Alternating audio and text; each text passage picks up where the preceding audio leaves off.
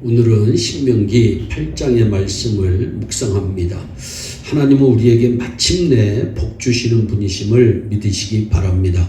그러나 그 이전에 하나님께서는 우리를 낮추시고 또한 시험하십니다.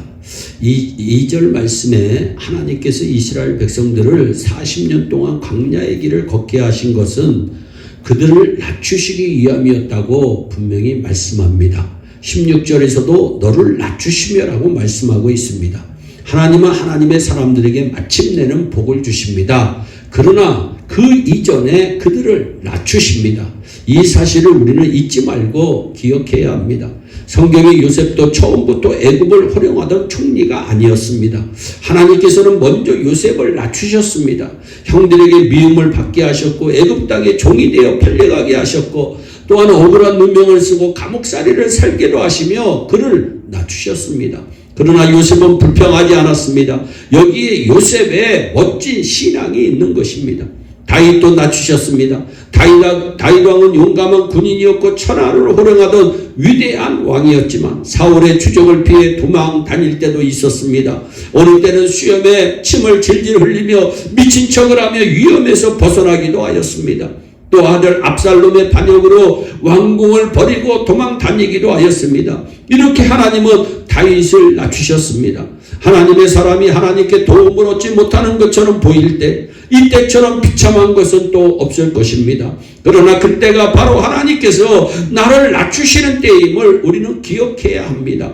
다윗은 이토록 자신을 낮추시는 분이 하나님이심을 믿었던 분입니다. 그래서 고백합니다. 천만인이 나를 둘러치려 하여도 나는 두려워 아니하리이다. 구원은 여호와께 있사오니 주의 복을 주의 백성에게 내리소서라고 기도합니다. 믿음의 용장이었던 다윗도 아픈 시련과 역경이 있었습니다. 이것이 하나님께서 다윗을 낮추시기 위함입니다. 하나님은 성도들을 더 크게 쓰시려고 더 크게 사용하시려고 낮추시는 줄로 믿으시기 바랍니다. 여러분 앞에 어려운 문제가 있습니까? 고난과 시련이 있습니까? 혹은 그것들로 인해서 여러분의 삶이 힘겹고 지쳐 있지는 않습니까? 고난에는 분명한 하나님의 뜻이 있습니다. 이 사실을 깨닫기 바랍니다. 그 뜻은 바로 하나님께서 나를 보다 온전한 작품으로 만드시는 과정임을 믿으시기 바랍니다.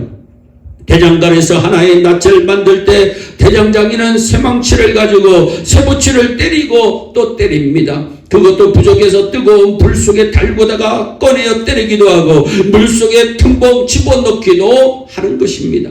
그러다 보면 어느샌가 날카롭고 예리한 낫이 만들어지게 됩니다. 하나의 보잘것없는 낫을 만들 때도 이와 같은 연단의 과정이 있다면 하물며 위대한 하나님의 사람으로 만들기 위해서 연단의 과정이 꼭 필요한 것입니다. 하나님은 모든 것을 아름답게 만드시는 분이심을 믿으시기 바랍니다.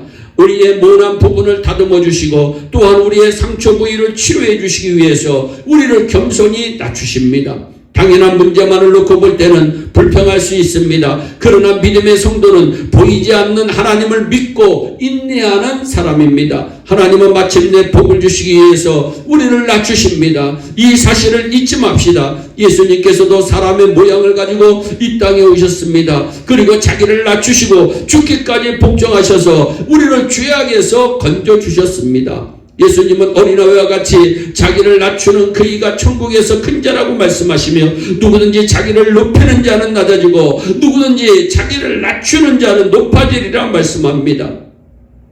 본문 14절 이하에 보면 두렵건대 내 마음이 교만하며 내 하나님 여호와를 잊어버릴까 하노라. 여호와는 너를 애굽 땅 종되었던 집에서 이끌어내고 너를 인도하여 광야길을 걷게 하셨다고 분명히 말씀합니다. 우리가 살아가는 데는 건강도 중요하고 물질도 필요합니다. 그러나 우리가 두려워해야 할 것은 물질이 없어서가 아니라 또는 건강을 잃거나 목숨을 잃어서가 아니라 여호와 하나님을 잊어버릴까 두려워해야 합니다.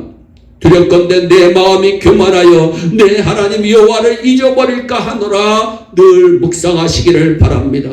믿는 사람들이 정말로 두려워해야 하고 사랑해야 할 대상은 하나님이심을 믿으시기 바랍니다. 사람을 두려워하지 마세요. 돈이 없어도 벌벌 떨지 마세요. 건강을 잃었다고 너무 심각한 고민에 빠지지 마세요. 이것은 불신자들의 생각입니다. 믿는 사람은 고난을 당할 때 욥과 같은 고백이 있어야 합니다. 즉 주신 자도 하나님이시요 취하신 자도 하나님이심을 믿고 오직 하나님께 영광을 돌려야 합니다. 그러므로 있으나 없으나 우리는 늘 하나님께 감사하는 자가 되어야 하는 것입니다. 환경 바라보지 맙시다. 하나님을 바라보는 담대한 믿음의 성도들이 되기를 주님의 이름으로 축원합니다. 그리고 언제나 자신을 낮추시며 하나님의 시험을 잘 통과하여 마침내 복받는 축복의 주인공들이 되시기를 주 예수 그리스도의 이름으로 축원합니다. 기도하겠습니다. 사랑의 하나님 참 감사합니다. 우리를 오늘도 낮추시고 마침내 복을 내려주신 하나님을 찬양합니다. 하나님 우리 예일의 성도들의 가정이 잘되게 하시옵소서. 예일교회 성도들의 생업에 복을 내려주시옵소서. 저들의 삶을 통해서 주님 영광 받으시옵소서. 감사하옵고 예수님의 이름으로 기도하옵나이다. 아멘.